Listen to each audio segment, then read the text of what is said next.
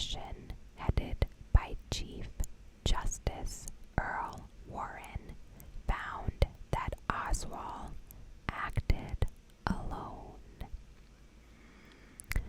That conclusion hasn't passed muster with the public. A 2003 ABC News poll found that 70% of Americans believe Kennedy's death was the result of a broader plot.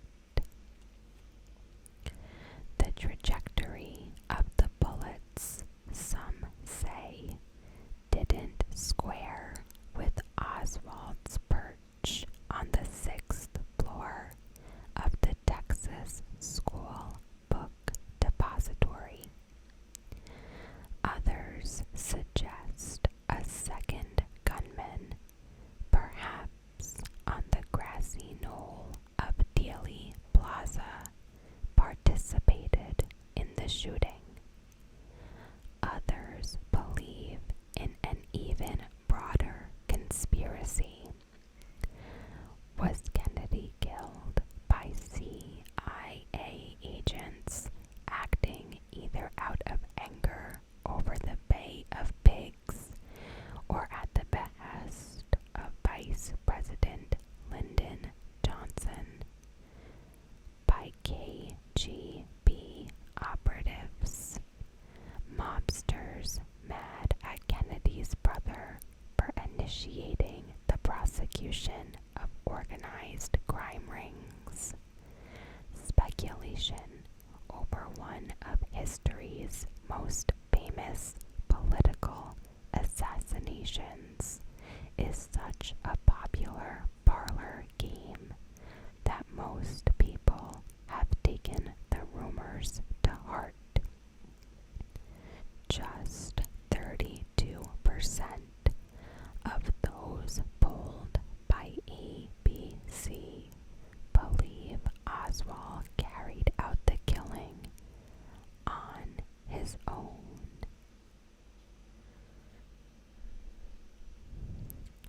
The next one, 9/11 cover-up. Not since the JFK assassination has there been a national tragedy so heavily imprinted in American minds, or that has given rise to quite as many alternative explanations. While videos and photographs of the two planes striking the World Trade Center towers are famous around the world, the sheer profusion of documentary evidence has only provided even more fodder for conspiracy theories.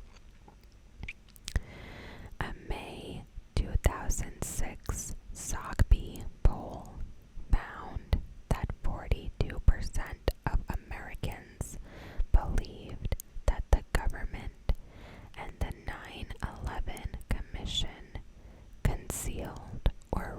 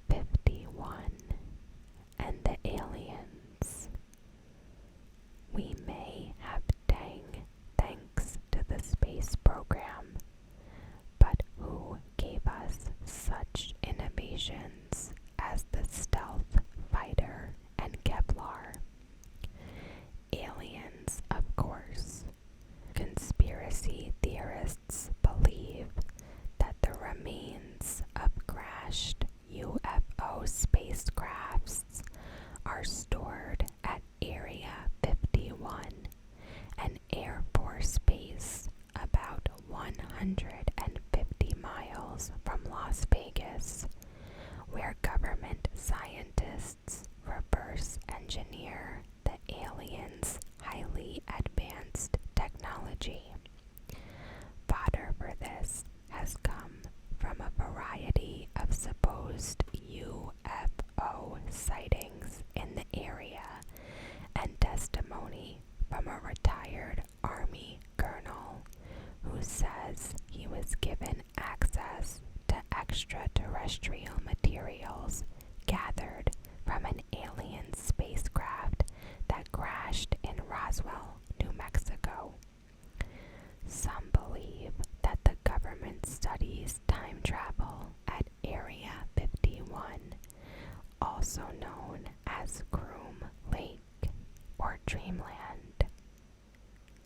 The government had developed advanced aircraft and weapon systems at nearby Nellis Air Force Base, including stealth bombers, and the government's official line that the details of Area 51 are classified for purposes of national security is only seen as further proof that the military is hiding aliens or alien spacecraft. Paul is dead. Paul McCartney never wrote Maybe I'm Amazed. He never formed the band Wings. He never clashed with Yoko, became a vegetarian, or fathered any of his children. When Queen Elizabeth knighted him in 1997, she was actually knighting someone else. This is because conspiracy-minded Beatlemaniacs say Paul McCartney secretly died in 1966. Theorists claim the other Beatles covered up his death, hiring someone who looked like him, sang like him, and had the same jovial personality. But the guilt eventually got to them, and they began hiding clues in their music. In the song Taxman, George Harrison gave his, quote, advice for those who die, meaning Paul. The entire Sgt. Pepper's Lonely Hearts Club Band album was awash with Paul is dead clues. The Beatles had formed a new band featuring a fictional member, Billy Shears, supposedly the name of Paul's replacement. The album contained John Lennon's A Day in the Life, which had lyrics. He blew his mind out in a car, and the recorded phrase, Paul is dead, miss him, which becomes evident only when the song is played backward. Lennon also mumbled, I buried Paul at the end of Strawberry Fields Forever. In interviews, Lennon said the phrase was actually cranberry sauce and denied the existence of any backward messages. Paul is dead believers think the Beatles accompanied these backward tape loops and veiled references to death with album covers that illustrated the loss of their friend. The original cover of 1966's Yesterday and Today album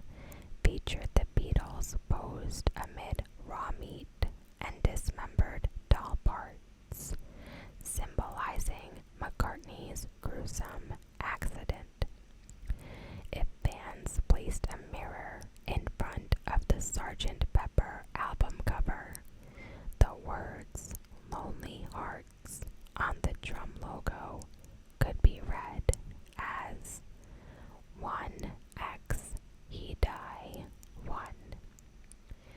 And of course, there's the Abbey Road cover on which John, George, and Ringo forewent all pretense and pretended to cross the street as a funeral procession. John wore all white like a clergyman. Ringo, the mourner, dressed in black. George donned jeans like a gravedigger. Paul wore no shoes. He didn't need them because he was dead and walked out of step with others. If Paul is dead, then his impostor is still at large. He met and married Linda Eastman, with whom he had 4 children before losing her to breast cancer in 1998. He released a live album in 1993 called Paul is Live and produced more than 20 solo albums, and that's not even counting the ones released by Wings. Then he endured a horrible divorce from Heather Mills, which may have made him wish he were dead, or at least were still Billy Shears. So who is the real McCartney? The world may never know.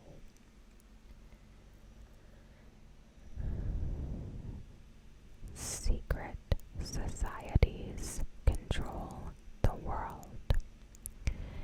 If you were really a member of the global elite, you'd know this already. The world is ruled by a powerful, secretive few. Many of the rest of us peons have heard that in 2004, both candidates for the White House were members of Yale University's secretive Skull and Bones Society, many of whose members have risen to powerful positions. But Skull and Bones is small potatoes compared with the mysterious cabals that occupy virtually every seat of power, from the corridors of government to the boardrooms of Wall Street. A sect said to have originated in 18th century Germany, and which is allegedly responsible for the pyramid and eye symbol adorning the $1 bill. They intend to foment world wars to strengthen the argument for the creation of a worldwide government. Or consider the Freemasons, who tout their group as the oldest and largest worldwide fraternity, and boast alumni like George Washington. Some think that despite donating heaps of cash to charity, they're secretly plotting your undoing at Masonic temples across the world. Or maybe some theorize the guys pulling the strings aren't concealed in shadow at all. The moon landings were faked. Doubters say the US government, desperate to beat the Russians in the space race, faked the lunar landings with Armstrong and Buzz Aldrin acting out their mission on a secret film set located, depending on the theory, either either high in the Hollywood Hills or deep within Area 51. With the photos and videos of the Apollo missions only available through NASA, there's no independent verification that the lunar landings were anything but a hoax. The Smoking Gun film of Aldrin planting a waving American flag on the moon, which critics say proves that he was not in space. The flag's movement, they say, clearly shows the presence of wind, which is impossible in a vacuum. NASA says Aldrin was twisting the flagpole to get the moon soil, which caused the flag to move. And never mind that astronauts have brought back hundreds of independently verified moon rocks. Theorists have even suggested that filmmaker Stanley Kubrick may have helped NASA fake the first lunar landing, given that his 1968 film 2001: A Space Odyssey proves that technology existed back then to artificially create a space-like set. And as for Virgil I. Grissom, Edward H. White, and Roger B. Chaffee, 3 astronauts who died in a fire while testing equipment for the first moon mission. They were executed by the U.S. government, which feared they were about to disclose the truth. Far-fetched as the hoax theory may seem, a 1999 Gallup poll showed that it's comparatively durable. 6% of Americans said they thought the lunar landings were fake, and 5% said they were undecided. And the last one, the reptilian elite. They are among us, blood-drinking, flesh-eating, shape-shifting, extraterrestrial reptilian humanoids with only one objective in their cold-blooded little heads: to enslave the human race.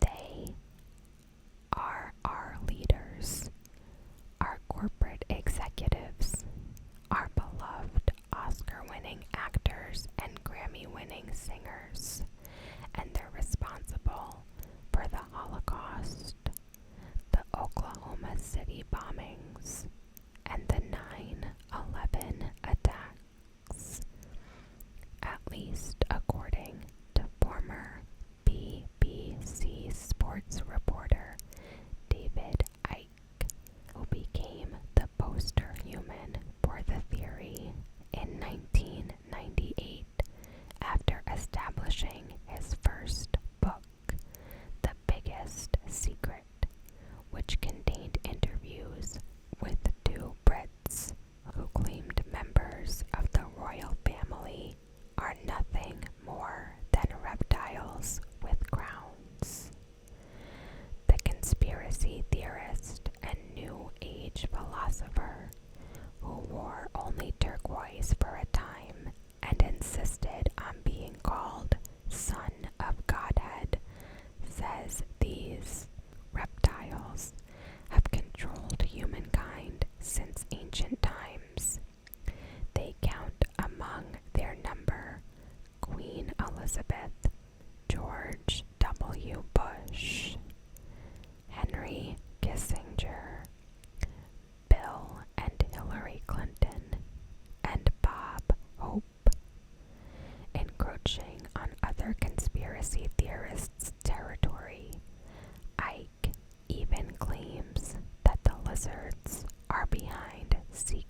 society.